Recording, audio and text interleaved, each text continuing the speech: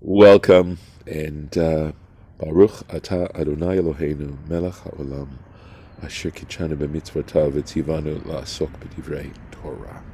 Amen. Here we are with the screen share. So we were actually in the middle of a Torah Temimah when we had to quit the last time.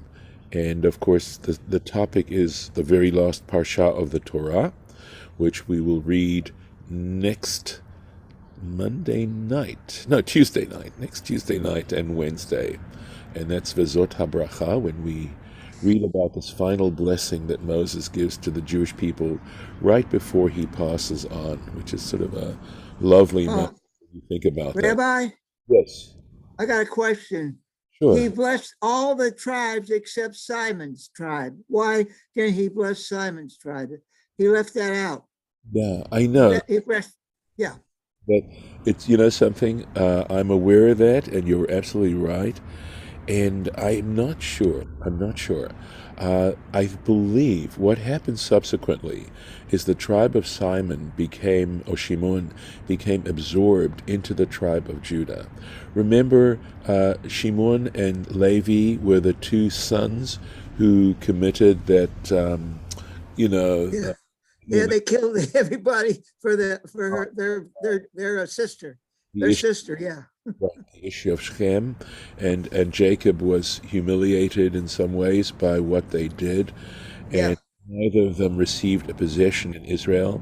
So Levi, of course, managed to do that in a positive way because subsequently they showed tremendous loyalty to God and were thus rewarded.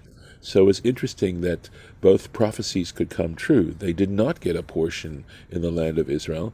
Shimon did get a portion in the land of Israel, but subsequently became absorbed into the tribe of Judah, which again sort of is an interesting thing because, of course, the other tribes, although it talks about the 10 tribes, the lost tribes, so they survived because Judah survived, and Benjamin, of course, also sided with Judah when the kingdom split.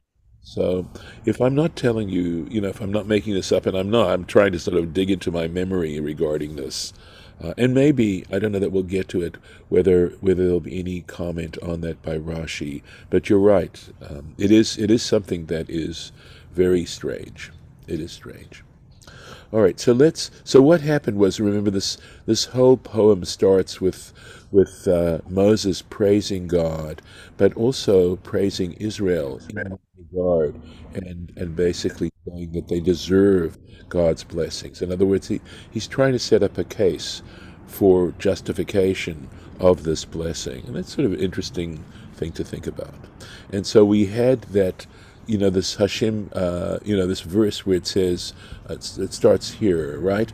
Hashem misinai ba, right? This is opening words, right? The Lord came from Sinai and shone on Seir, to them in Seir, and went to Har Paran, and then arrived with some myriads of his angels. Okay, and that gives rise to that story about how God offered the Torah to all the other peoples before he offered it to the Jewish people. And Baruch Halevi Epstein explains that the reason behind that is so that they wouldn't be able to use the excuse that the reason they didn't observe Torah is they were never given the opportunity. They were given the opportunity. But there's something beyond that I sense, which is that generally in where this Midrash is spelled out, is each tribe or each nation sort of says, or the examples that are given is that they have some basic value that goes against a value of the Torah. So they always say to God, well, what's written in it? And then God quotes, like with Ishmael, he says, thou shalt not kill, and they say no, because it says, by thy sword you shall live. And I think I have explained this before in the previous shiur that we had, is that what this is telling us is that if, in fact, we are going to hold fast to a personal or cultural value that goes against the values of the Torah, we are going to have a hard time accepting Torah. So somehow and of course this has been an important issue for me personally, is to try and understand the Torah and to finesse it in such a way that if there is a value that I think is a value of peace and love and compassion, and somehow the Torah seems to be speaking against it, to try and understand the Torah in a way where I can harmonize those two particular issues. We've talked about, so a good example I can give you is, like, for example, when it talks about enemies, right? Well, who are those enemies? Are they external enemies, or are they enemies within ourselves? And I feel the Torah is speaking very much about the enemies within ourselves. Was it Pogo's great saying, right? We're our own worst enemy, and to recognize our own self-destructive values, and to try and allow the Torah to move us away from those self-destructive values. And I think that's actually a very, sort of a cardinal principle within interpretation and understanding the Torah. So, there's a joke about this too, by the way. That when God offered it to the other people, they said, "What's in it?" And just as I explained, the joke version of it goes, and when he came to the Jewish people, they said, "How much does it cost?" That's what they said to God. And God said, "It doesn't cost anything." And the Jewish people said, "Well, in that case, we'll take 2 tablets." So, anyway, that's the joke version of it. All right. Pretty good. Yes. All right. So, going on here, he says something very lovely.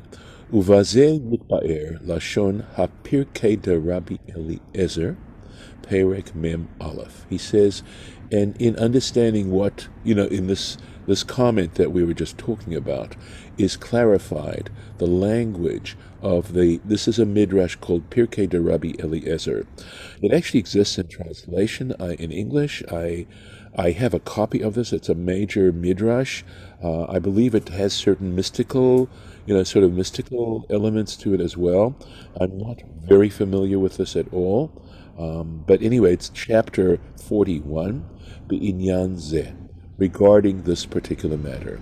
Ve'zeh Lashono. So this is quote, right? This is his language of the Pirkei de Rabbi Eliezer. Zarach Mehar Seir.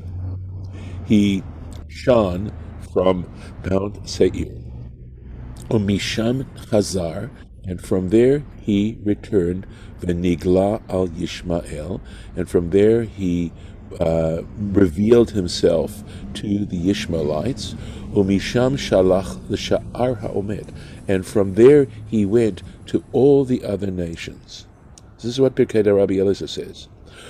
Mevu'ar, and I believe this is now Baruch HaLevi Epstein speaking. Shel-l'sha'ar ha'omot lo chazar ba'atzmo. So it's using this language, right? It says shalach. That's what he's pointing out. It doesn't say he appeared, but that he sent emissaries, right, to the other nations.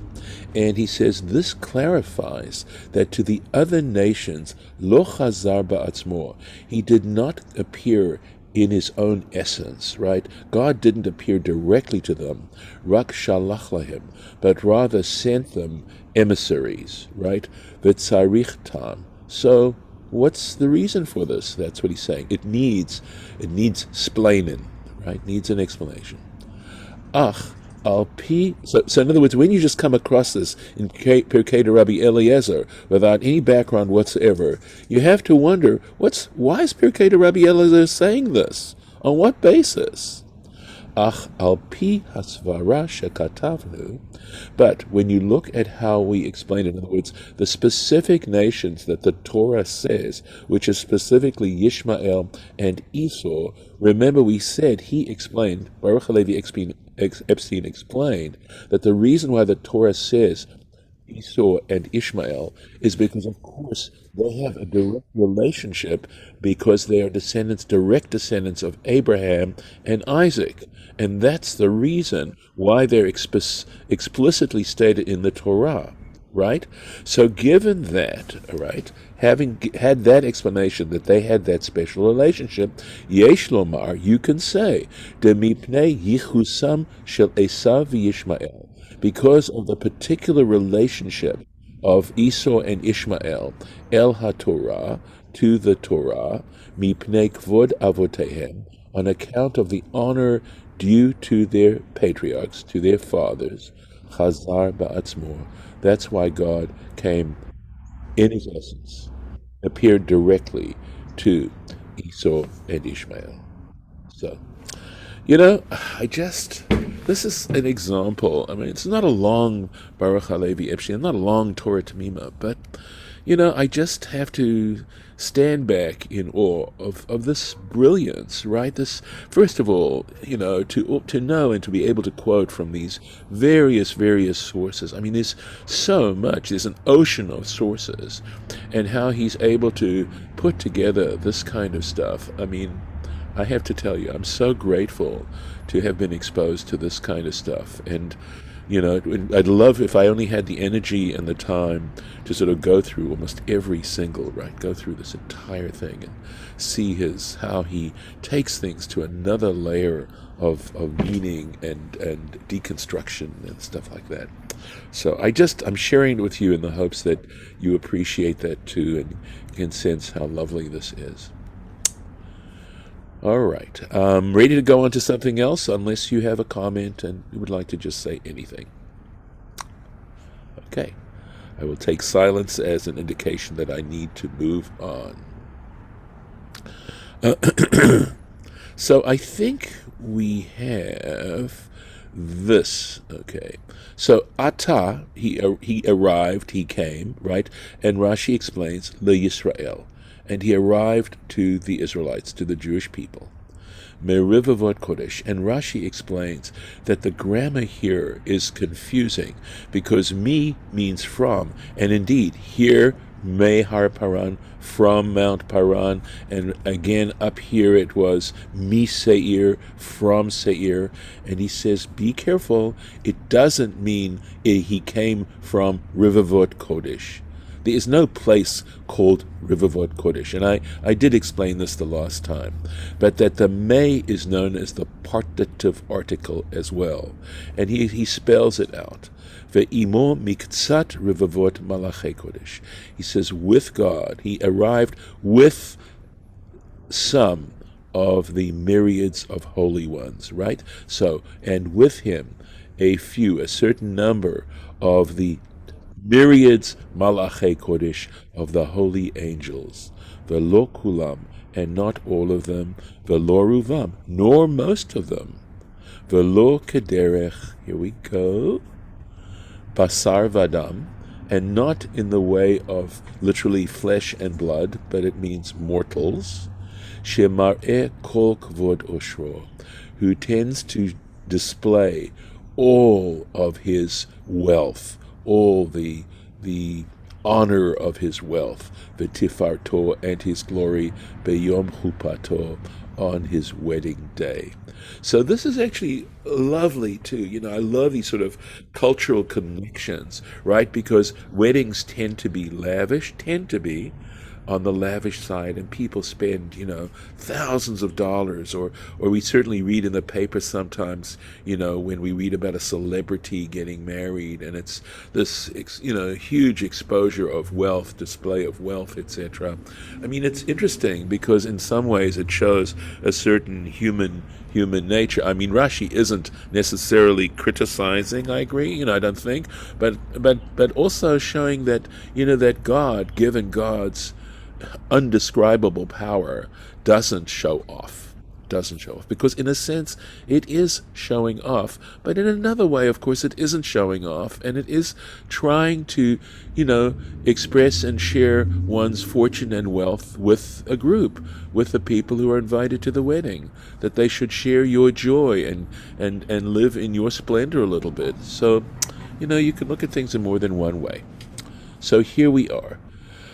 Eishdat, right? Eishdat, what this word is he says, this is a little note for the Torah, and he says, bet milin kare. He says, you need to read this as two words, as eish and dat. We talked a little bit about this, as I recollect. We tried to interpret why it's called this, right? Shehaita ktuva me'az lefanav, because I'm going over stuff we did before, but regardless, because prior to this, me'az, from of old, it was written before him, be'esh shchora al gabe esh levana, with black fire on white fire. Natan lahim beluchot, and he gave it to them on the tablets, katav yad yamino, with his right hand. Now, there's a lot of symbolism going on here, right? Exactly the significance of black fire on white fire, I would have to meditate on that or see if I could find interpretations of what is being meant by, black fire on white fire. Is black fire supposed to be, again, we talked about fire before, I mentioned, right, about how fire essentially represents transformation, right? A reaction of some kind, and how Torah is transformative, which it is. But regardless, what is one positive, is one negative? And I just occurred to me right this second, okay, that we could be talking about the positive mitzvahs, right, as opposed to the negative mitzvahs, because it involves both positive acts and also withholding doing things that are destructive. So maybe that's what the black fire and white fire refer to. Okay, so here we go. Davar acher, a different. Also, the fact that it was given with his right hand. So symbolically, when you give something, if you are right-handed and you give something with your right hand, the symbolism is, since you have more control over your right hand than your left hand, that the symbolism is that you're giving it with a full heart. That what you're doing when you're giving with your right hand, you mean that you totally want to do this. You know what you're doing, and you're doing it willingly. So, in other words, the idea that God loved the Jewish people, and at that particular point, this act of giving them the Torah was such a deep act of love, of divine love. Right? Davar acher, another interpretation. Eish dat, and I'm going to have to figure this out. Wow. I had at one point, because this looks like a mem here, which couldn't be because it's a final letter. Wow. It says Katargamo. Targumo. Thank you. So there's a vav here. Thank you. Okay. Eshdat, a fiery law. Ketargumo, meaning like the Targum translates it. Okay. And here it is. Eshata, right? You can hear the relationship to Hebrew of Aramaic here. Or right. Okay. Sorry, go ahead, Lauren. Here it says Shanatana Lahem Mitoch Ha'esh. That's the Rashi, right? He's translating. I was going into the Okay, sorry. It's okay. It's okay. You just were anticipating where I was going with it. That's all right. Okay. So here we go. All right. Ketav Yamina, right? The writing with a W of his right hand. Migoy, from Eshata, fire, Oraita Yahav Lana, Torah, right? Torah, or light, he gave to us. But Oraita generally means, like de Oraita, it means teaching, right? But it seems to be related to the light of learning, which of course appears to be a universal metaphor, right?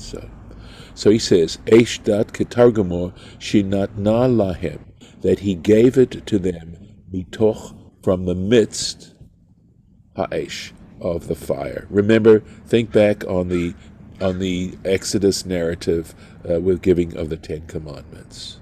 Okay, I will do the best I can with the next little piece. It's a long Rashi, as you can see, all the way from here, all the way down to there. But I'll do the best I can right now. Af chovev amim.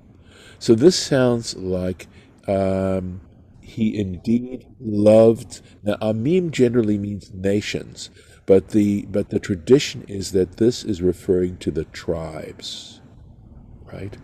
So, indeed, he loved the tribes, Kol kedoshav biyadecha, all his holy ones are in your hand. Again, so we know that in prayer, for example, in the Siddur, if you analyze how those prayers go, they move quite often from second person to third person and back.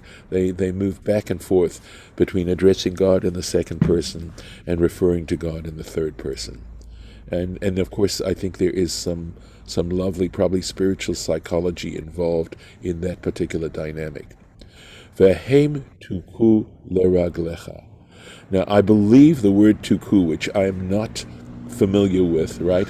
They, that is the Israelites, right, the Jewish people, tuku leraglecha. So I think it means something like they encamped at your feet, right? So we're thinking of them. I mean, the image that I have is the Israelites at the foot of Mount Sinai, right?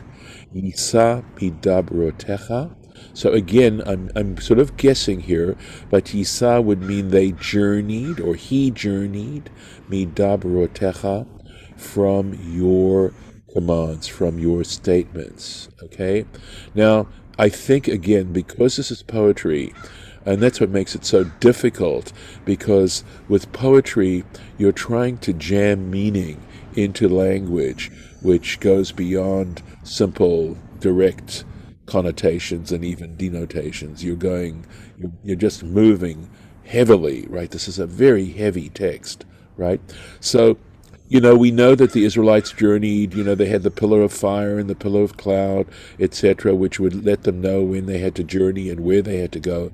But please understand, I think that is also metaphorical for the Torah itself, which, of course, guides our personal journeys through life.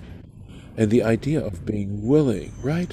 Willing to conquer our own personal wills, right? And what we want to achieve, and allow that to be a gift to, I would say, both to God and to the ones we love. And I think that's really what loving is about, is the sacrifice of one's own will to the one you love, and the trust you have that they will do the same to you, that they will feel that way towards you as well. And that's an amazing place to be. All right, so we'll take a look at the Rashi here. Af chovev amim, right? Gam, also, chiba yetera, an additional amount of love, chivev et hashvatim. He loved the tribes. So he absolutely adored the tribes. Kol echad ve'echad karui am. So Rashi's explaining the term amim here, which normally you would think refers to the nations, right, of the world, that he's explaining that each tribe was referred to as a as a nation. Shahare, because we have Binyamin levado, because Benjamin alone, haya atid lehivaled. And he says, because at the time where this expression was made, back during the life of Jacob, we're going back here to try and extract the meaning, okay, that Benjamin alone was to be born in the future.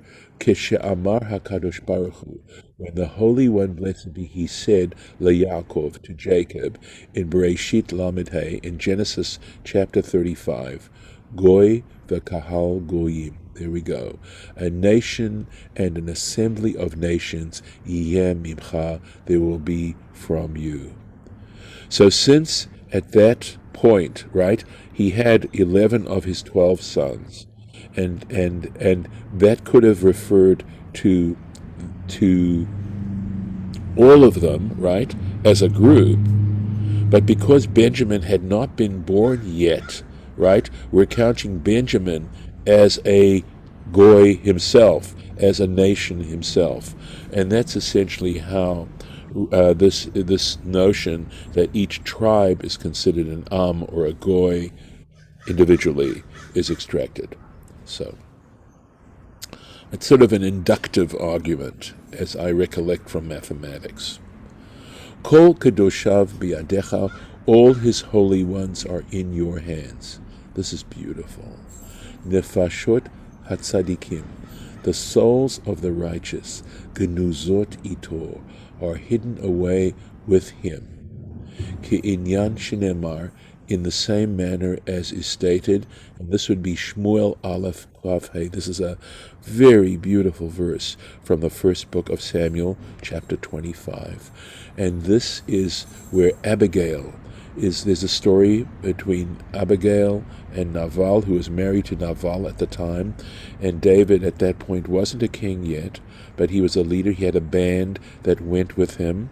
And Nabal, this Abigail's husband, was acted in a disgusting way to David. He wouldn't grant him any hospitality at all, and may have even insulted him as well.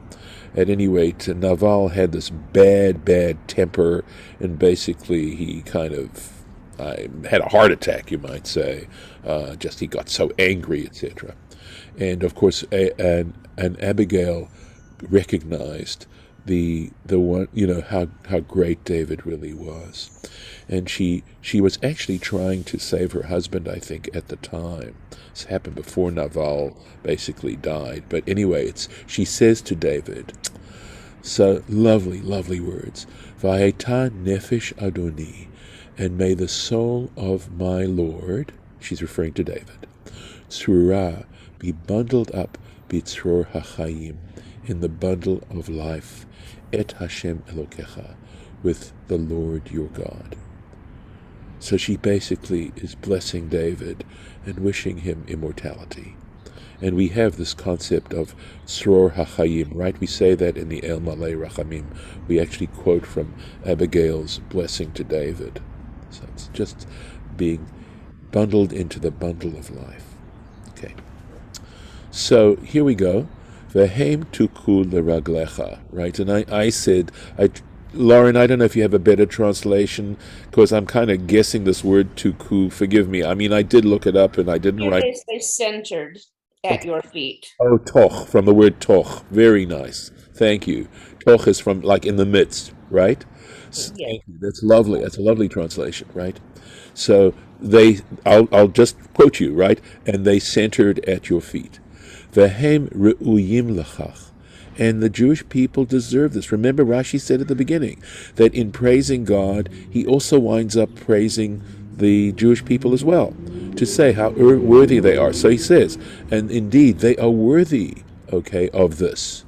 Sha'arei tuku atzmam letoch tachtit hahar, because they centered themselves into the midst. There's this word toch and tuku, right? Tachtit hahar, the under part of the mountain, leraglecha, at your feet, besinai, at Mount Sinai. Okay, so here we go. Tuku. So Rashi understands, right? Rashi knows that we're going to have, and of course I'm reading this, he knows that Mordechai Miller is going to have a hard time understanding this word tuku, right? So he says, Lashon pa'alu. This denotes an action, right? They did.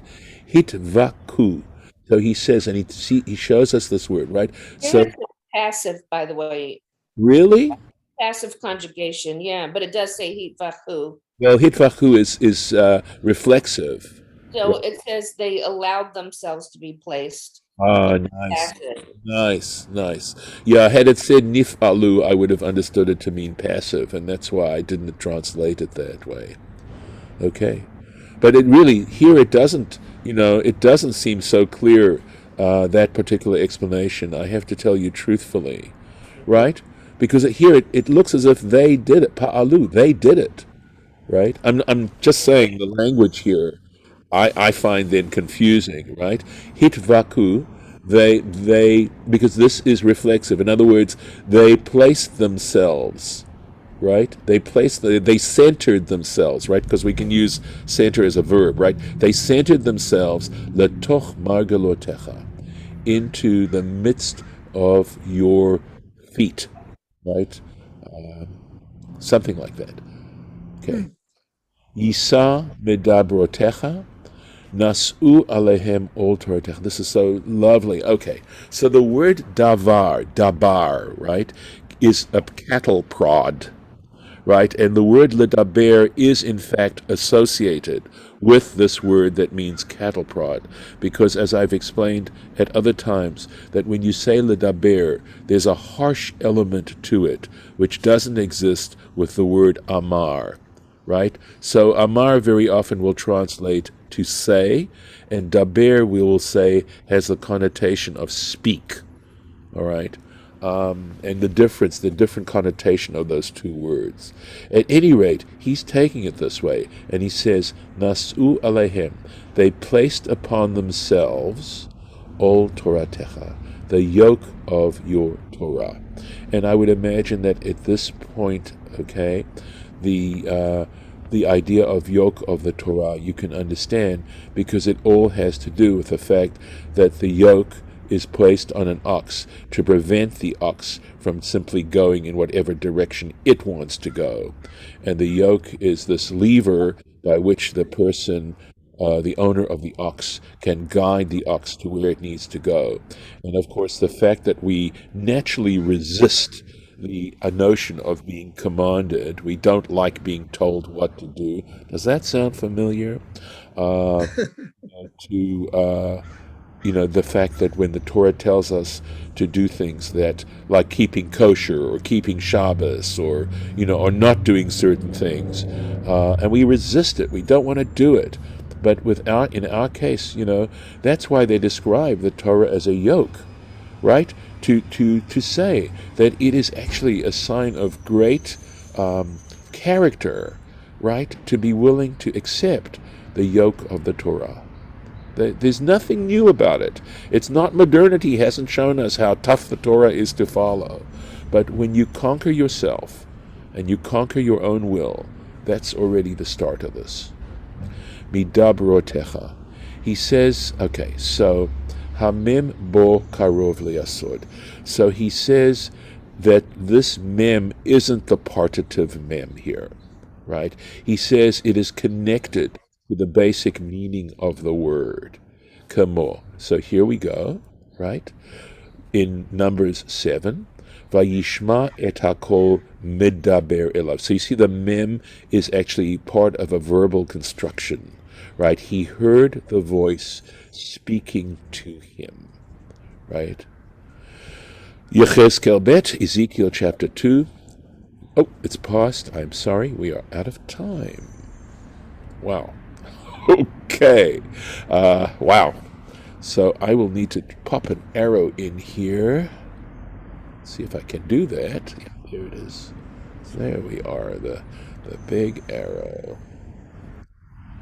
All right. And possibly tomorrow we'll continue. Okay. We'll put it right there. And I'm going to stop the share. Thank you. Hold on one second. Sorry. And I'm going to stop the recording.